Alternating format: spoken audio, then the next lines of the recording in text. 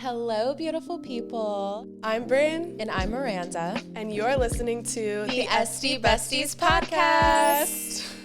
We are estheticians based out of Delaware trying to navigate our early 20s in the world of aesthetics, business, beauty, and wellness. We're grinding every day to live the life that we want. We started this podcast to create a chill and inspiring environment to chat about everything from lifestyle, careers, beauty, spirituality, and story times from our day-to-day lives as estheticians and entrepreneurs. This podcast is available on Spotify, Apple Podcasts, and YouTube. But follow our official Instagram and TikTok at Esty Besties Podcast. And follow our individual Instagrams at DeCourcy Beauty Lounge and at DeCourcy Beauty. And at MKM Beauty Bar. Grab your coffee or wine, depending on what time of day you're listening. And let's get into the next episode. Hello, besties. Welcome back to episode 10, Lash Talk. I'm hype about this episode because this is where Brennan and I first started. We dipped our toes in the beauty industry with lash extensions. Yes. This is our world. This is our OG. Yeah, this is the OG right here. Stuff. So we're going to talk the lash game today. We're going to get into a bunch of stuff. We're going to be kind of talking about from the client's perspective of lashes and how to keep up with retention. And we're also going to be talking about from the stylist point of view too. Mm-hmm. Lots of good points. We'll get into it. Let's start with a cheers. Hey. Cheers. Cheers. We have full cups today. Look at that. know. I'm proud of us. Full cups of butter pecan. Love. The lash game. So I started doing lash extensions back in 2020. Mm-hmm. I started doing it from my apartment. So I was certified, but this was before the state of Delaware decided to regulate it. So now you have to be a licensed cosmetologist or a licensed esthetician to do lash extensions in this state. Yep. I also started when it was still legal to do it, just no Esty. And I always say, like, I'm thankful for that, obviously, because I wouldn't have been able to get to do what I was doing. I wouldn't have known that I wanted to jump into that industry yet. But I'm so glad they changed. Yeah, it's regulated now. Look, because the safety aspect of lash extensions is looked at totally different now, which is a great thing. You're dealing with pointy tweezers, a glue that has fumes and irritants in it, and you have to know how to treat that around somebody's eyeball. The eyeball is so sensitive. Like, if you think about it, that's something that people don't really mess with. Like, people are scared to go to the eye doctor. What makes it so comfortable to go get your lashes done? Like, exactly. So I feel like people don't take it seriously enough, in my opinion. But I'm also grateful that our clients trust us so much. Exactly. You know? Like, it's a huge compliment to know that your clients trust you to come in and do that type of service with you. But there's also a lot of bad artists out here that are doing things. I don't want to say bad artists because they could be really good at, like, the styling or the appearance of them. But the sanitation and they're not taking that to accountability. Is not it. Which is why I feel like it's important now for clients to really look for somebody who is licensed, because the biggest difference is that in aesthetics or cosmetology school, we're taught about the safety aspects. We're taught the what ifs. If this were to happen, how do you resolve it? How do you fix it? How do you treat it? Yeah, I mean, I honestly, before I was doing lashes, I didn't even know the word contraindication. Really? Like, seriously? I was like, I don't know what that means. I used to pronounce it so wrong. Yeah, contraindication. Now I'm like, that's like a word I use every day. Every day. Like, it's you have to go at least a training. At the very least a training, but you must be licensed before that in order to know the sanitation, disinfecting, all of that stuff is so important. Safety is, like, top tier as far as like longevity. You know, you want to be able to show your client you're coming into a safe environment, not only spiritually safe, but, like, physically safe, environmentally safe, and we're not gonna, like, cause you a pink eye. Exactly. So as a lash artist going into becoming certified in lash extensions, we have expectations versus the reality of it. So Bryn, I want to hear what you're like when you first got certified in lash extensions, what were you expecting out of it? What was the timeline? Like, what? Let me know. Well, I did my training. I had it set up for, like, a few months, and I was, like, really looking forward to it. And you know me, I'm, like, all into, like, the interior, like, the design aspect of it. So I had, like, my little space set up before I even did the training. She did the training. She came to me because I had the space set up. She came to my house, did the training. Wow. It was good. Like, it was good. Yeah. I mean, like, how long was it? Do you remember? It was like a few hours. Yeah. I mean, I feel like it took me like pretty much the whole day. And I did it. My roommate was my model and she was my best friend. So it was really like low pressure. But I don't know. I mean, it was as good as a day class can get, I guess I will say. Like, you can only learn so much in one day. So, like, I do wish, going back, I wish that I would have found someone that did, like, a multi-level course, something with, like, hands-on, virtual, downloadables. Right. Like, somebody you can stuff. talk to down the line. Exactly. And, like a mentor. Exactly. Right. And, yeah, the girl that did my training was great. She's still, like, a successful lash artist, and I really like her. But, I mean, it's hard to get a really good training, to be honest. But my expectations were, going into it, I was, like, not really expecting anything. I just knew that I was going to like it and enjoy doing it, but I didn't really have any expectations. I honestly thought it was going to be like a side hustle. I never thought it would be my real job. So I was like, this is fine. Like, this is fun, whatever. But I took it super serious as far as like the business aspect. I made sure all my ducks were in a row. I had my business license, my LLC, like all of that stuff. I was like, and that's because my parents are like always on my ass about that. They're like, no suing. So, yeah, I mean, I didn't really have too much expectation. I will say the biggest thing that took me by surprise was how long it takes. Yes, to get good and confident. Oh, my God. And, like, I was not confident at all. I would go into look at my pictures and, like, judge myself so hard. So the overall expectation that I had that got, like, shot to the ground was, like, how long you're going to be spending with each client. So that's, like, number one. Number two is looking at other people's work and like comparing yours, even though they've been lashing for at least a year, 2 years. Dude, like, the difference is night and day compared to somebody who's just starting to somebody who's been doing it for years. That was my biggest thing was, wow, it literally was taking me 5.5 hours to do a full set of lashes. Like just like basic classic.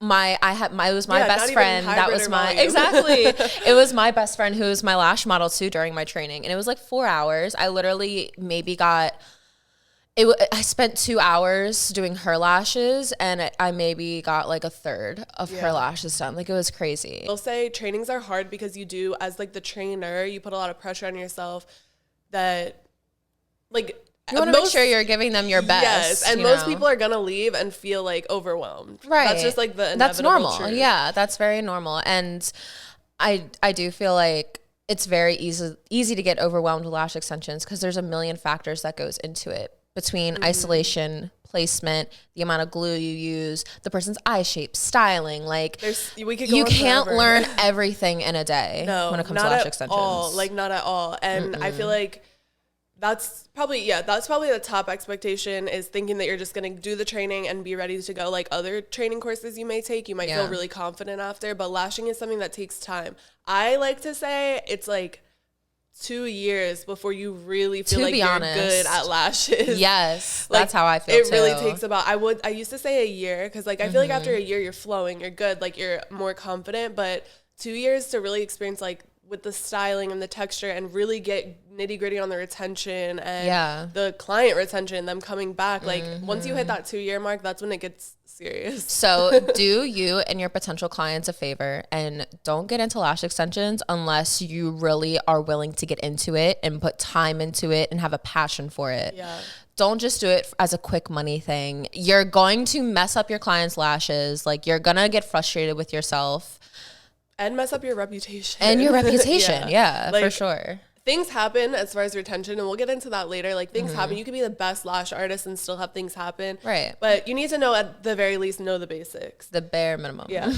So, Bryn and I had the experience of both hands-on and virtual trainings when it came to becoming certified in lash extension. So because we've done a few trainings now. Yeah, we've done a few, So I feel like the best type of lash course is obviously hands-on for you to be sitting next to a certified lash artist, somebody who's licensed, and they're able to see how your hands are positioned on the tweezer. They're able to see exactly how you're isolating the lashes. Like, if you're doing virtual, which is fine too, I feel like just like the visual aspect is not as clear as if you're with somebody in person.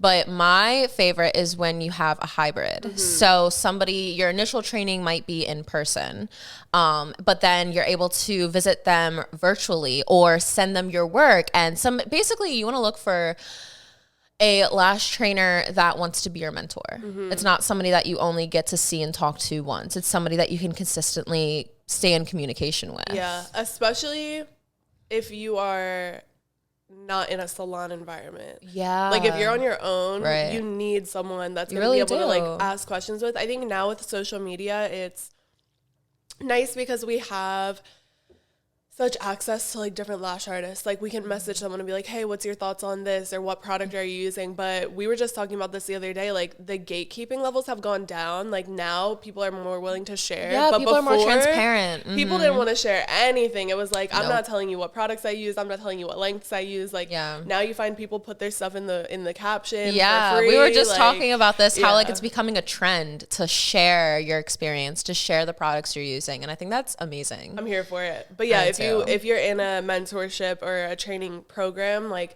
make sure that person is going to be a mentor. And if they're not, and if it is just like a one and done course, that's fine. But you should be in like a salon environment with someone else that's able to be your mentor. Like you need to have some sort of guidance throughout the process, because like we said before, you can't learn everything in one day.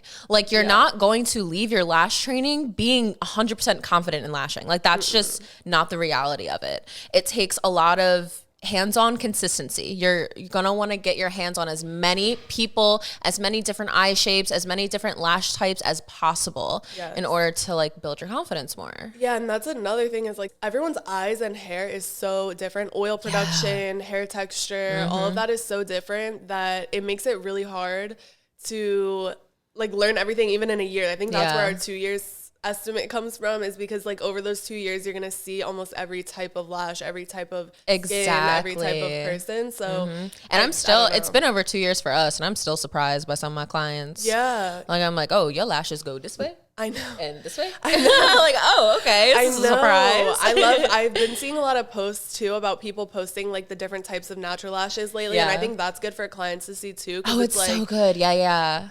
Some people's literally go like this. Some people's go like this. Perfect. Some people's are downwards, straight onto the pad. Like you have to know so many different ways to accommodate to different clients. Yeah. And all you have is time. You know, to be able to have experience with all those different lash types. 100%. Other thing, I guess this goes along with like expectations, but I wanted to talk about some then versus now opinions. So like things that you may have had opinions on back then about lashing that have changed now. I guess with time, education. Or even like the facts. Like things that we thought we knew were facts about lashes before are actually not. Yes. Innovation.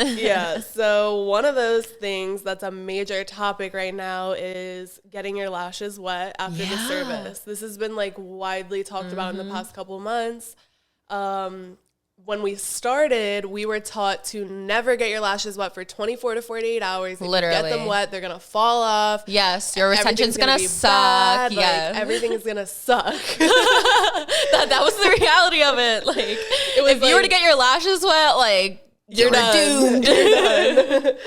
But now it's like recommended by a lot of lash artists that you actually wash, especially with sensitive clients, that you actually wash directly after their service. I think one of the main things is the adhesive quality is getting better and the products are getting better. The other thing is I think we're understanding the science of it more. Before it was like these big companies that were putting out lash adhesives and lash products.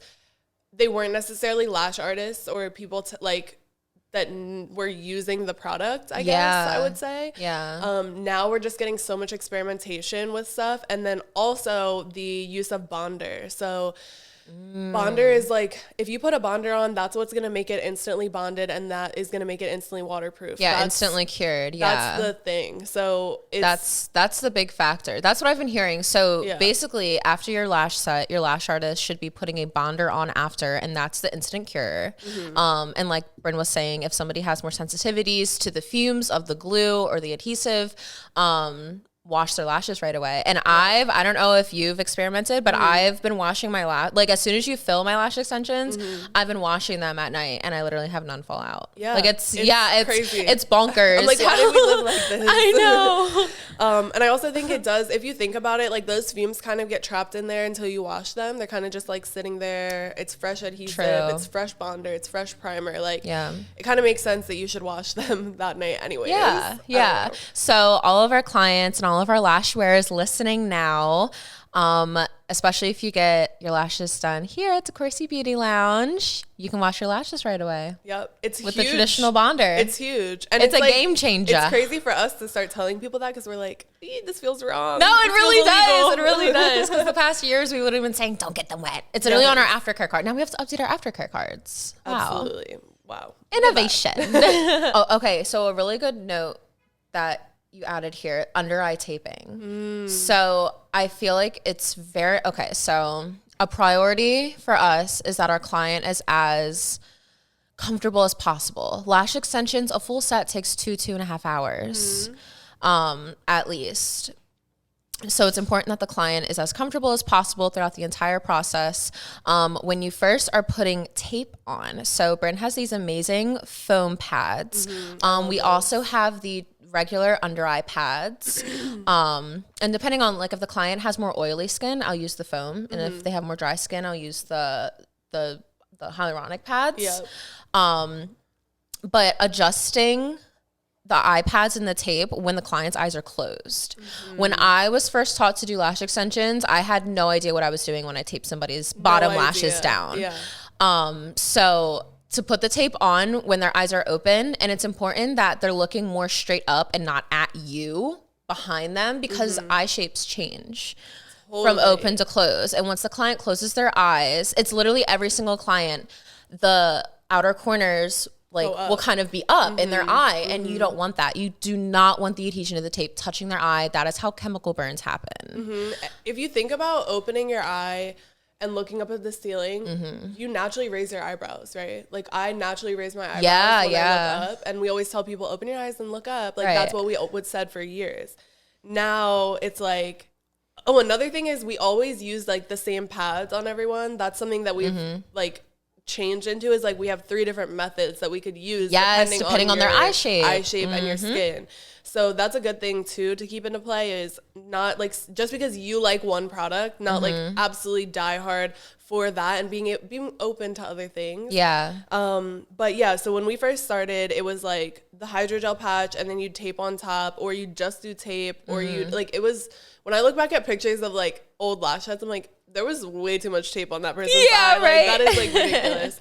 And I would have a lot more frequently like red eyes or irritated under eyes or things like that. And anyone's listening that wants to know an indicator of like the patch being up too high is if they open their eyes and their eyes are like red only underneath, like not all over, but if they're only like on that bottom lash line, that either means the tape was up too high and kind of rubbing into their eye, or it means the tape that you taped on top was open, like holding it up too much and the fumes were getting in. And to prevent, the best way to prevent that is to make sure that the tape is not touching their waterline.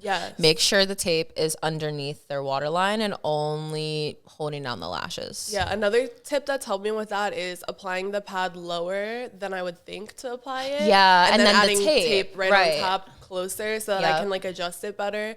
But that has taken time. That's like one of those things that takes experimenting. It takes time. It takes finding the right products and all that stuff. But under eye taping was my worst nightmare when I first started lashing. It was so hard. It was so hard. So literally anything to do with lash extensions seems like it's impossibly hard when you first start. But the more experience you have with it, the easier it gets. I promise you. I promise. It's all about experience, and like just keep going. Don't give up. If you're really passionate about it, just keep going, and you'll learn along the way.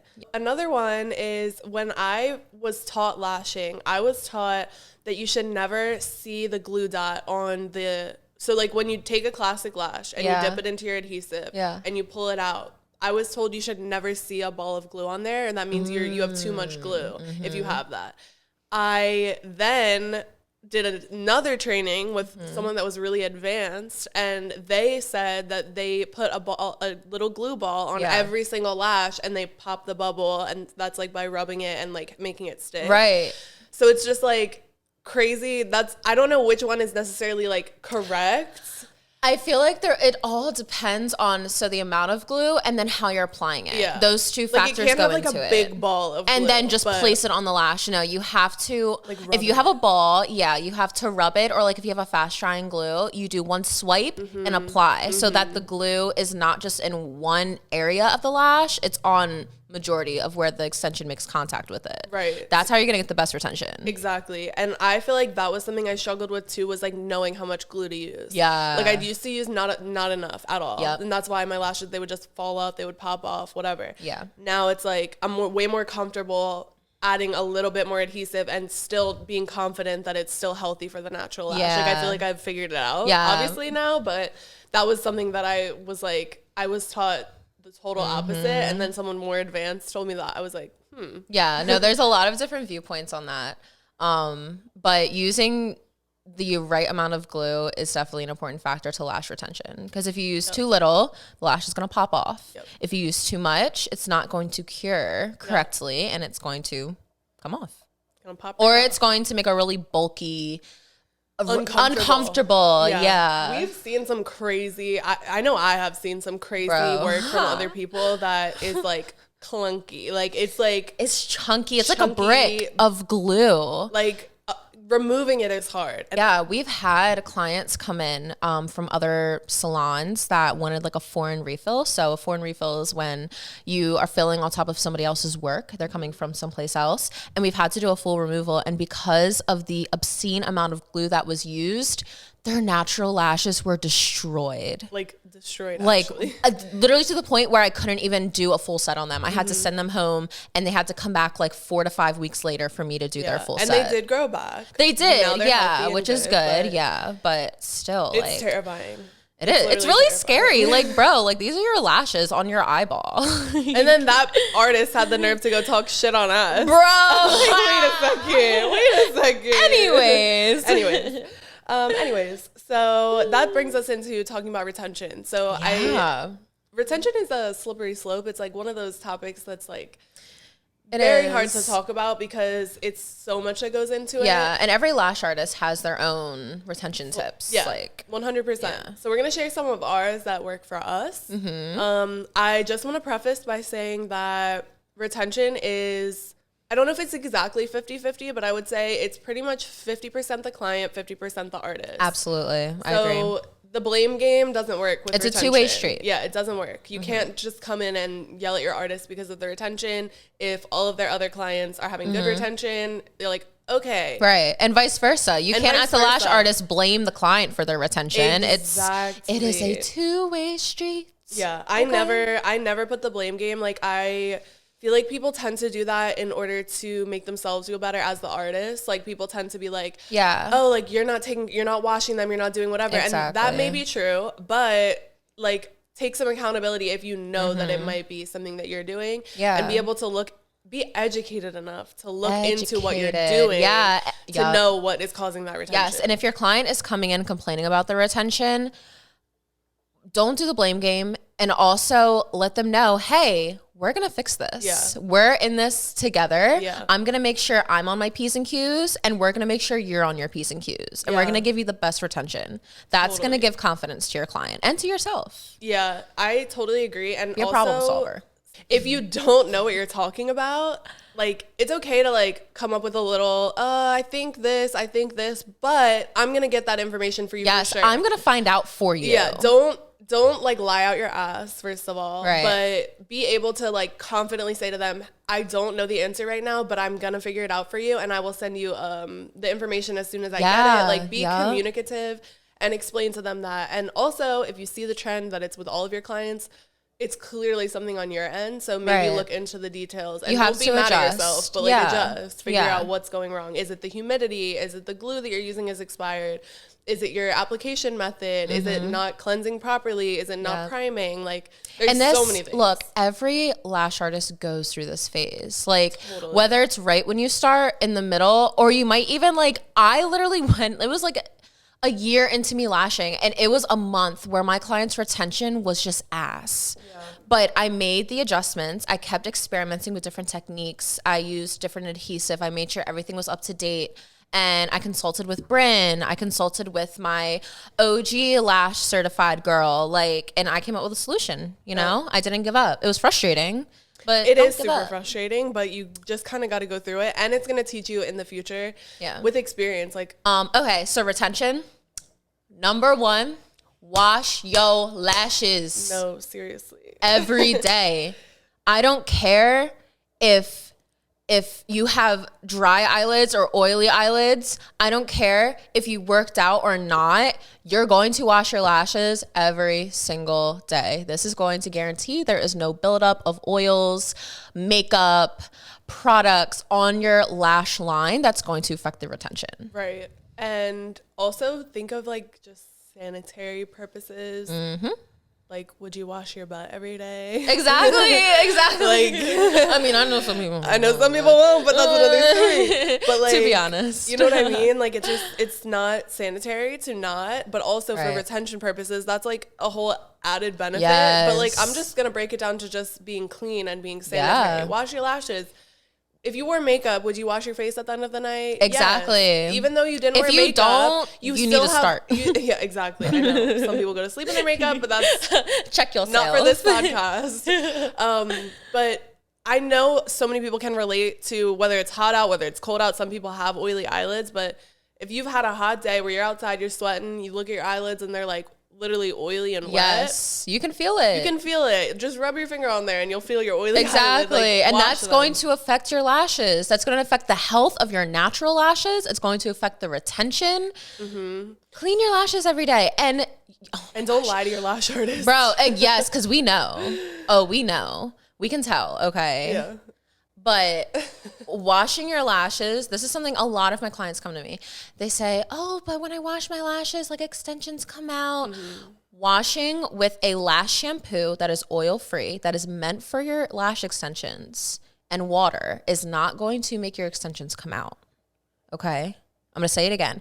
Washing your lashes does not make your extensions come out. The extensions that are coming out were already detached from your lash. They were just sitting there. They were just chilling, okay? Hanging on by a thread. Because you probably didn't brush them either. So. Exactly. Exactly. But my whole thing with washing and cleansing your lashes and like people's inability to do it is it's really not that hard. It takes 30 seconds to a minute. It's really not that hard.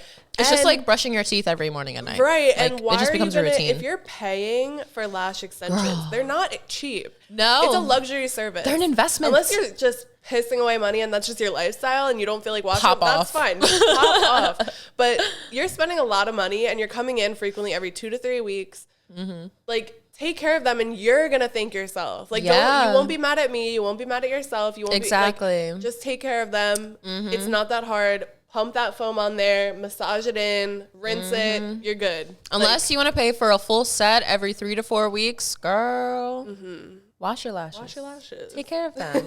Always. I think another last thing we can touch on with retention is consistency. So consistency of products that you're using is really important. So once you find, well, I think it's good to experiment with different products at first. Try a bunch of brands, try a bunch of adhesives, a bunch of primers, a bunch of lash brands, and figure out deductive reasoning, figure out what you don't like, what you do like, what you may like about this product versus what you don't like about that product. Yeah, as the lash artist. Also consistent communication, making sure you're openly communicating about retention, openly communicating about the safety and the sanitation and the post-care, the pre-care, all that stuff.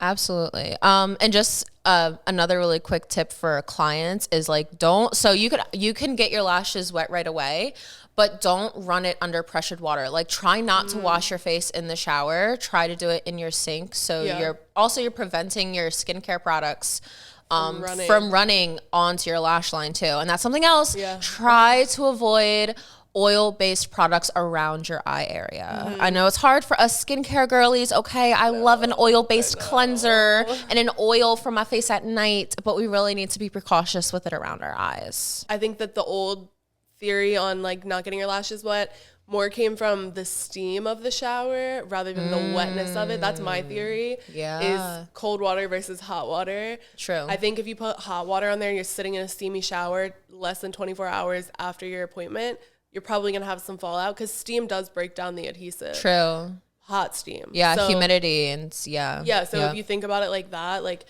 I always tell my girls, like, you can wash your face tonight, you can hop in the shower tonight, but don't sauna yourself in that steamy shower and take one of those like 30-minute showers. Like try to stay away from that as much as possible, especially in that first week. being on your P's and Q's with your client's retention and your prep is directly correlated with how much you're charging, because that adds to the value of your service. You can't be charging like $300 for a lash set and not being on your P's and Q's. Like, it just doesn't add up. No. So I think that links back to like starting and like the whole beginning thing. I think obviously you're charging a certain amount of dollars when you're starting because you're a beginner. You're not you don't have as much knowledge. Exactly. But if you are someone that's, let's say, 2 years in where you're feeling confident, you're feeling good, but your retention is a hit or miss. Like, sometimes it's good, sometimes it's not. Maybe don't think about raising your prices until you've like mastered certain things. I know like we're in inflation, like everyone's raising their prices, but being able to, when you're raising your prices, being able to like show for it and be like, I'm raising my prices because I've mastered retention and I've added lash baths and I've added like, make sure you explain why. Your clients are the clear visual of the value of your service. Like, if someone, let's say you have a client that is having awful retention and they're just, it's such a hit or miss. Sometimes they come in at 2 weeks and they have like 60% of their lashes. Sometimes they have like 20%. Like, if it's really inconsistent like that, and then you're all of a sudden being like, hey, you know, just so you know, for your next refill, it's going to be $20 more. She's going to be like, well, what's changed? Like, nothing's changed. Like, I understand costs go up and whatever, but you have to be able to provide something a little more. And retention, I feel like, is the main reason for cost. Is like, how good is your retention? How good is your styling? How good is your application? How good is, obviously, the experience you're providing too? We already talked about that, but exactly, it all goes into it. In our last episode, we already kind of dabbled on like choosing your pricing, being confident in what you're charging. So episode 9, tune into that if you want to hear more about your service costs and how to kind of gauge that with your value. With the cost of your service, I've seen a whole new branch off of how lash artists are charging based either on the timing of their service, based on the lash styles. It's like kind of, everything's different. It's really different. Because at first it was like you charge based off of a classic set, a hybrid, a volume. Well, now people are charging for certain styles. I guess it's just because the timing and also the technique that's required to do these lash looks. That's why people are like differentiating their costs. I mean, if you relate it, I think it's easy if you relate it to nails. Like, think about getting a basic manicure, a basic gel manicure. With just like a color. With just a solid color. Like, okay, that's going to be a base price. But if you're adding design, if you're adding custom design, or custom hand-drawn art, anything and crystals, like that, it's going to charge more. So I do get it, charging by the style. So it starts with like classic hybrid volume, mega volume. And then you get into like the actual styling behind it, the actual design behind it. And that's where you get the textured set, the wispy sets, the kitten eye, the cat eye, the anime sets, the wet sets. Like, there's so many ways you can do it. Speaking about like the anime and wet sets, those are so popular now. It's because of social media. It's because lash artists are becoming very more particular with the styles based on what the client wants and on their eye shape and what their lashes can handle. And a majority of it are wet sets, anime sets, I've been getting so many. Yes. And so I've been having clients request, like, I want an anime look. And I'm like, what the fuck is an anime look? I literally had to look it up. She's like, I'm going to figure that out. I'm going to figure it out. I'm like, I got you next time, girl. I'm going to figure this out for you. And you did. Like, you had someone that requested that, and you did. You told them, like, okay, I don't know what you're talking about, but I'm going to figure it out, and we're going to do it for you. Next time. Yes. So that is a huge factor. Is like, what are you providing? Are you providing just a basic classic set for your everyday girls, whatever? That should be a lower cost. But if you're doing that extra set where you're like lash mapping everything and really doing like, you have like a million lash trays on the side of you trying to get different textures, like, you deserve to be getting paid for that. Exactly. And it's so funny. I feel like when we first started lashing, you had natural looks, and then you had like strip lash looks. Like, those were the only two umbrellas of styles. But now with like these wispy wet sets, it's like its own little, its own umbrella. It is. It's because it's like, it's more natural. It kind of looks like you have the world's best mascara on, but it's like, it's just so different. Yeah. And people, I've also noticed the trends are going like, people don't want that like dark, dense lash anymore. They want like, it They don't light. want the strip lash. I keep referring it to like the like Sharpie like Nike brows when we like use like Anastasia dip brow, and like that was like super. It was like dark, sharp and dark and bold. Yeah, that was in for like a few years, but like now it's like the fluffy feathery brow is in, the skinny 90s brow is in, like all of that stuff. True. So I like to refer to lashes in that way of like it's the trends are always gonna change. As a lash artist, it's important to find your niche, but it's also important to know how to accommodate the certain people. So like if you're someone who is gonna specialize in wet sets or textured sets, then like that's great, but just know you're limiting yourself to a certain amount of clientele. And if you all of a sudden, if 2 years down the line the trends change and everyone wants just a classic natural set, like are you going to be able to accommodate to that, or are you going to be set on your I'm going to stick with textured wispy? Like, I don't know. It's hard to, and it's also hard to like know how to do everything. So it's like I think it's important to find your lash niche, but also being able to adapt to certain clients. Because and maybe not post them if it doesn't gravitate with your thing, but like don't advertise for it, but at least have the knowledge behind it. Because like Bryn said, trends are always changing.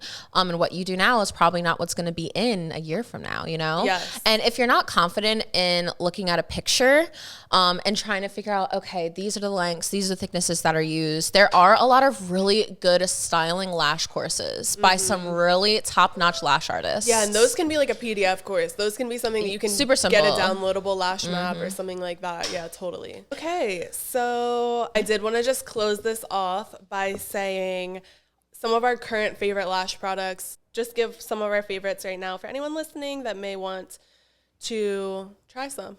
Yeah, so my favorite lash primer right now, which I find dehydrates lashes perfectly to where I only have to do one swipe of the bonder and she on there. Like she ain't going nowhere. Is actually by DeCourcy Beauty. Look at that. Look at that. Oh my gosh. How convenient. I'm definitely biased, but just a little bit, but it's fine. But yeah, the DeCourcy Beauty line, the Lash Pro line in particular, has thoroughly impressed me. The primer, the adhesive is phenomenal. I feel like the dry time is perfect for somebody who is more skilled. I love the dry time. Me too. And I don't have to use that much glue. Like Bryn was saying, literally just one little dot at the end of my extension, swipe, and she on there. And I literally pull on it as soon as I put it on, and she ain't going nowhere. I love it. I know. I feel like that dry time was like made for me. Like it's like it's like at my perfect speed of what I need without having stickies. I feel like I rarely get stickies anymore. Same, yeah. That used to be a big problem. I think with the lower like 0.05 dry times, I think that or not that's ideal. Like the 2 to 3 second dry time. Yeah. That's really tricky, but good for beginners. If you're really struggling with placing that lash, like you might need a little extra second to have that dry so that you can make sure you're perfecting it. But I love our dry time on ours. I used to always hand make my fans. I even went to then started pre-making my handmade fans. So I would have like a big tray. We were both doing this. Yeah, you would make them prior to the appointment. Prior, and that was just, we were spending an extra 30 minutes on making the fans before the client got there, but weren't getting paid any extra for it. Right. So it was like, I was like, this isn't making kind of a bummer. sense. Like this just sucks. And I mean, it is saving me a little time during the set, but I'm like, if I could find a good pre-made fan that had a sharp base that was perfectly fanned out, like I was like, that is my ideal thing. I tried so many of them have that like square base at the bottom. Yeah, it's thicker, and I don't like the look of that. I don't like the look, and it's not. It doesn't complement. Think about like a square on your eye. Like it's more possible for blocky. It to be uncomfortable, right? Yeah. And it was just, and it holds more glue. It does, and so they would stay on longer, but like it would just be too blocky. Yeah. So I am obsessed with our pre-mades. They're 60, 0.07. They're skinny. They're fluttery. They're consistent. The bases are good. The base is like a perfect size for the perfect amount of adhesive to go on. Agreed. So that has been like a game changer for me. And again, with like wet sets and things like that, like I still make my fans. I still use like regular volume depending trays. on the style. But if someone like just wants a basic hybrid, basic volume set, like they love the look of the pre-mades. They love it, and they love the feel of it, the look of it, the way it stays, all that. I use the 8 and 9, or I'm sorry, the 9 and 10 millimeter of your fans for the base of a hybrid wet set. That's been so popular with my clients. Is we'll do like the longer spikes on the top layer of their lashes as like the wet, but then they still want like that little dark line as it kind of like looks like eyeliner. Your fans, the shorter ones are definitely the prime for that. Another product that's like, obviously we've talked about washing your lashes a million times, but is our lash bath. I love our lash bath. It's so foamy. Yeah, that's my favorite part. It's so nice. So that is for use at home and in professional use. All the other stuff we've been talking about, it's pros only, but the lash bath you can get at home. The tweezers. I'm obsessed with the lash tweezers. There are 6 different styles of tweezers that DeCourcy Beauty has. The boot tweezer is phenomenal for hand making fans. It's great. The isolation tweezer, I feel like the tip of it is long enough for anybody who has more deep set eyes, but it's like really comfortable to use. And they're really easy to hold. And they're cute. They're so rose gold and they have little heart imprints. I love them. So cute. So aesthetic. And then the last thing we already talked about a little bit earlier was like the foam pads. I've been loving the foam pads. I feel like we said, they're not perfect for everyone. If you have more dry skin, it is a little bit more of a grip to it. But for anyone that is remotely oily or combination skin, they work awesome. Perfect. They don't shift. I feel like the swoop shape complements so many different eye shapes, and then the tape that you have too is awesome. Oh my god, the sensitive skin tape. I know it doesn't rip anybody's skin off. It's great. Or hairs. Yeah, if you like lift up, yeah, it's awesome. I mean, so basically just try the whole line, you guys. So basically that's what we're trying to say. Exactly. Other than that, I mean, I fully use like my whole line. I don't really use, other than like some disposables here and there, which we do have a lot of disposables as well. But I've been using pretty much my whole line and loving it. So those are, I mean, it sounds like I'm just plugging myself, but those really are my favorites. No, I agree. I like them. So yeah, if you are a certified lash artist and you're looking to dabble in some different lash brands, the DeCourcy Beauty Pro Lash Line's phenomenal. You can shop at DeCourcyBeauty.com or on Instagram at DeCourcy Beauty. You sure can. There you go. Actually, I'm going to make this active now, but I'm going to give Esty Besties podcast listeners their own coupon code. So how generous. I know, I'm so nice. Let's do Esty Besties as the coupon code, and you will get 20% off if you come from Esty Besties podcast. Awesome. So go shop now. You heard it here first. ESTYBESTIE. Yep.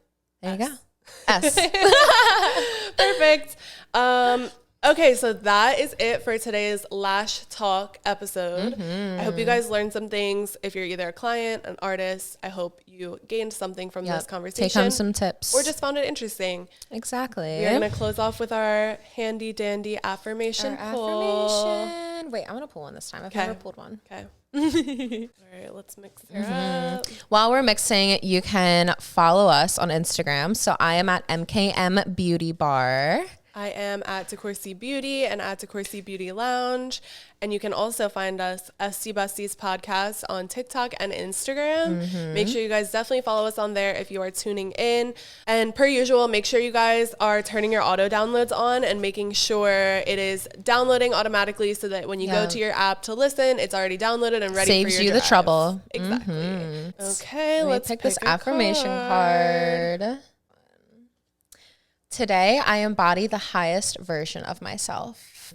This is the third time we've pulled this. I was about to say. We pull this all the time, which is kind of crazy. Part of me is like that's meant to be, but part of me is like, pull another one. There's like 50 more cards. I'm going to pull one more just for safekeeping. Actually, let's do a 3-card. Let's do a 3-card pull today, just for funsies, because it's our 10th episode. It is. It's our 10th. What a big number. Okay, this one's new. Let's see. There is no magic like mine. Ooh, I've never gotten that one. I love it. Really goes hand in hand with this one. I embody the highest version of myself. Yup. Let's pull the third to pull it all together. We're full of confidence today. Sure are. I'm gonna go here.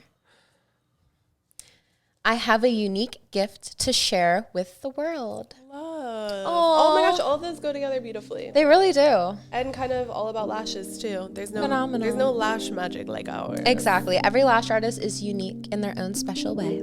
Yes.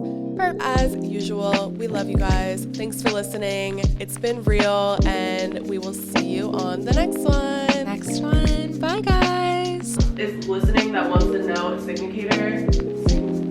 Is listening that wants to know a significator?